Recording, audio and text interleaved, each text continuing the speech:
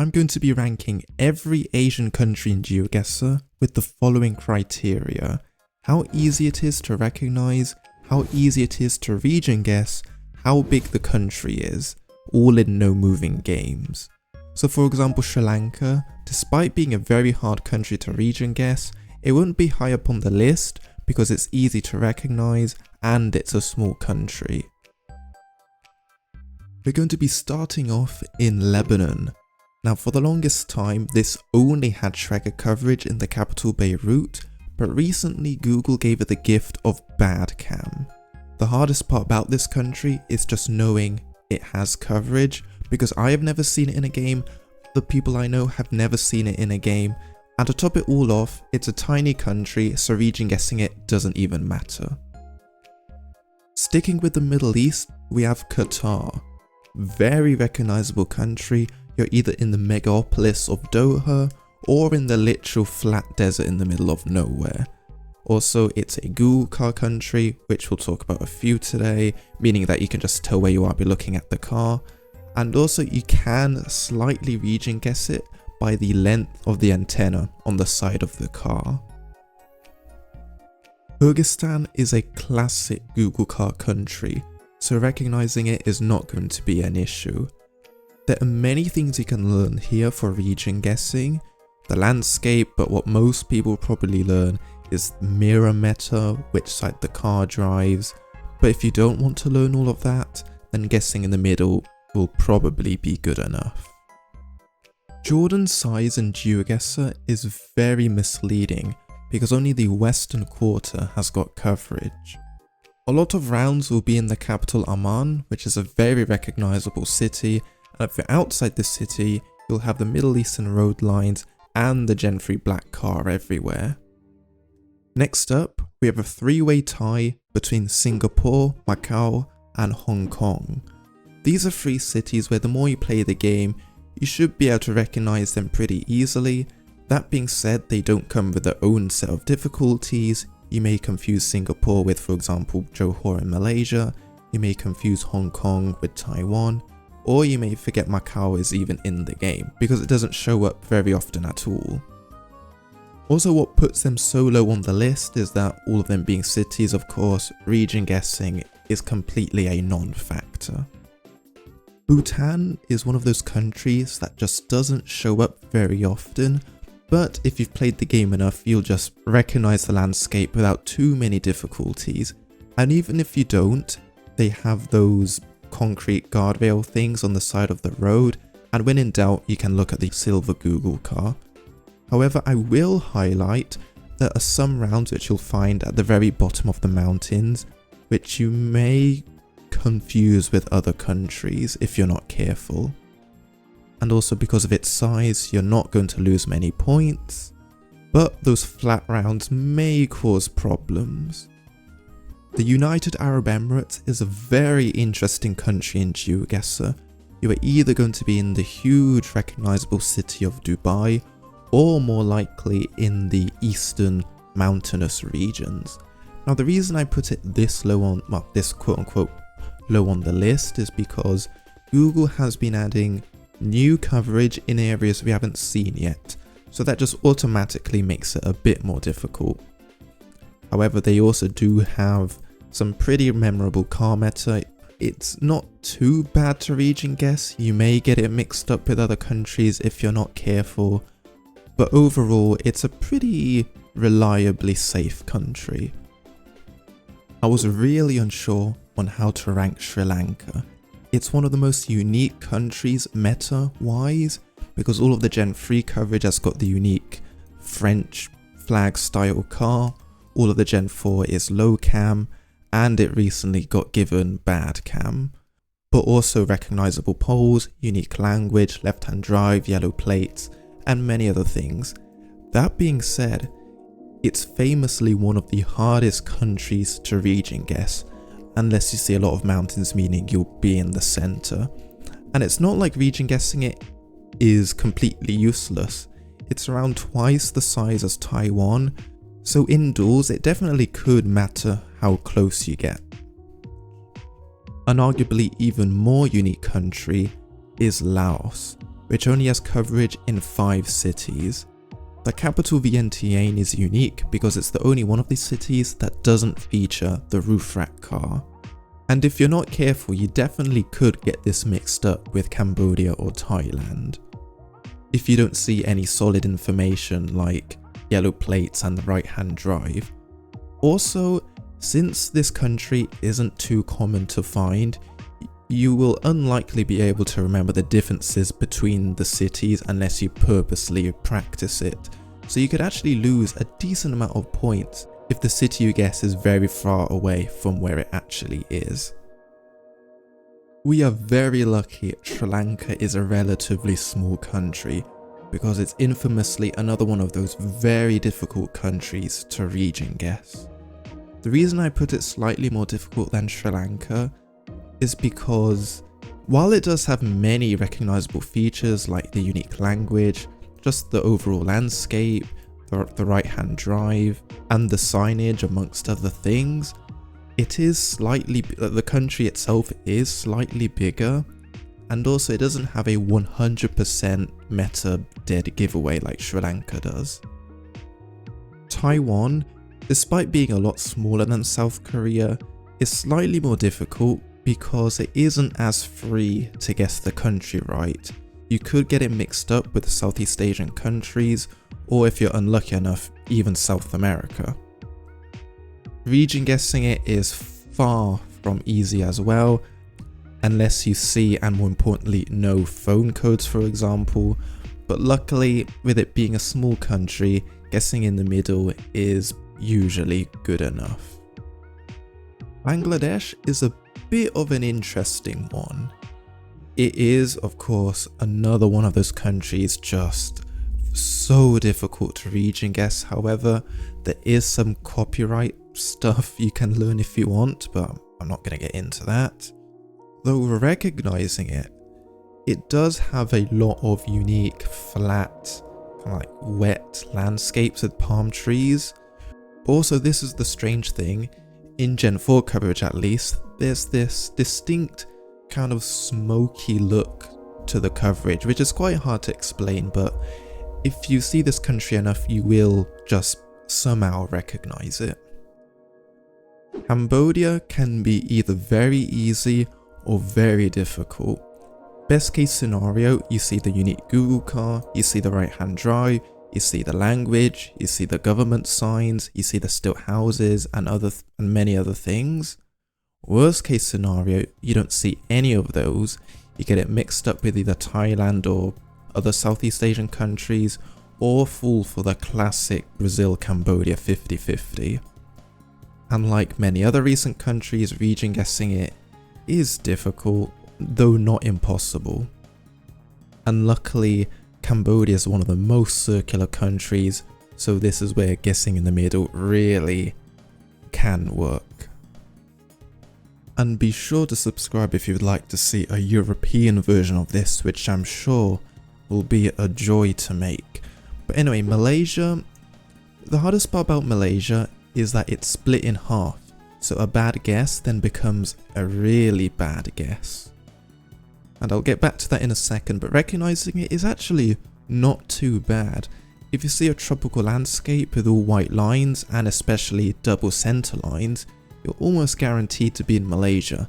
Plus the unique plates, the left-hand drive, the language, and those alone should be enough to distinguish the country. Now, in terms of differentiating the two halves, the Peninsula and Borneo, the Peninsula is the only one with Gen 4 coverage and with black stickers on their poles, while Borneo, well, for one, it's got a lot less coverage, but also it's got white stickers on their poles. There's unique, speaking of poles, there's unique pole meta, and just the landscape is also often recognizable. Though of course it's far from impossible getting it mixed up with either Thailand or Indonesia. Mongolia. Mongolia is a country that can create an entire community, if you know what I mean. I think there's a doc of this which contains around 200 pages or something of just pure meta and everything you can think of. it is a Google car country, but that doesn't really mean much when a country is just so huge and there's so much to learn and there's so much that can go wrong if you don't know what you're doing. If this list was completely personal, then Kazakhstan would probably be at the very top of the list. However, going by World Cup performances, most pros are able to get a decent guess on it, so it probably isn't too difficult. That being said, it's also a Google car country, the coverage is very limited, and over time, as more people get used to it, it will definitely get a lot easier. Japan. Similar to Mongolia, it's one of those countries which I think can create an entire community, and it was quite difficult to rank because on one hand, it's almost completely free to recognize because of the locam, but even without the locam, it's one of the most recognizable countries in the world. However, region guessing, you could be stuck in a rural round and have absolutely no clue where you are, or you can find a poll which tells you the exact prefecture, so it's definitely a bit hit or miss. For this video, I'm just going to talk about all of Turkey and Russia. Now, Turkey is an interesting case. It's usually pretty simple to recognize, although getting it mixed up with countries in Eastern Europe or even a Wild Rush is not out of the question. It's the region guessing where it gets complicated. It simply is a difficult country, and while I think it is easier than Japan normally, Japan has got certain things which can just tell you exactly where you are, and Turkey has got none of that. And also, it's secretly a very big country. Thailand is next, and we're reaching the point now where all of these last countries are objectively at least a bit difficult. Thailand has got many unique things going for it: the poles, the language, left-hand drive, it's the sometimes concrete roads, but it's those rural rounds which can destroy you. Indonesia mix-ups, Malaysia mix-ups, Philippines mix-ups, Cambodia mix-ups on Gen 3, and region guessing it is also not an easy task. It's not impossible though, especially if you know where the mountains are. There's some stuff you can do with the insulators on the poles, but it's definitely not completely straightforward. The Philippines can cause you some major issues in Geoguessr. It's a group of islands which are very hard to distinguish between each other, and I tried to do some research and see if I can find any guides or anything, but I really could not find much. To my best understanding, well, one of the quote-unquote easiest things to learn are the different tuk-tuk variants which you can find in various points, and also some basic vegetation meta, but there really is not that much. Luckily, recognizing it is usually pretty simple, unless you're on an extremely urban round where you could literally be anywhere else in the world. Indonesia. Indonesia is like a more extreme version of Malaysia. It's a group of islands which are very far apart from each other. That being said though, I think it's a country where it's almost impossible for beginners to get good scores, but for pro players it kind of becomes manageable most of the time. Because the country does try to help you. It does have many things which can tell you where you are, those being poles, which is by far the biggest thing, roofs, architecture, fences. But however, how many people are going to learn these? Most people playing the game, I think at least, do not know North Sumatran poles or the Nusan support bar. But even if you know all of this stuff, which does take a very long time to learn for good reason, that sometimes may not be enough. But it can't be in the number 1 spot or even number 2 because it does try to help you. It does give you some stuff to work with. In second place, we have India. And there is a lot to talk about here, but I'll try to summarize it the best I can. As you can clearly see, and as most of you know, it's covered in bad cam. Now, the thing with Lebanon, it's the only non-tropical country that has got bad cam. So there's going to be, for now at least, so recognizing it is not going to be an issue at all. There's no issue with that. India though is a little bit different, because technically in a bad round you could get it mixed up with the likes of Cambodia or Nigeria, assuming of course you don't see what side of the road you're driving on. So recognizing it, although it shouldn't be an issue, it's technically not complete. Oh yeah, and Sri Lanka as well.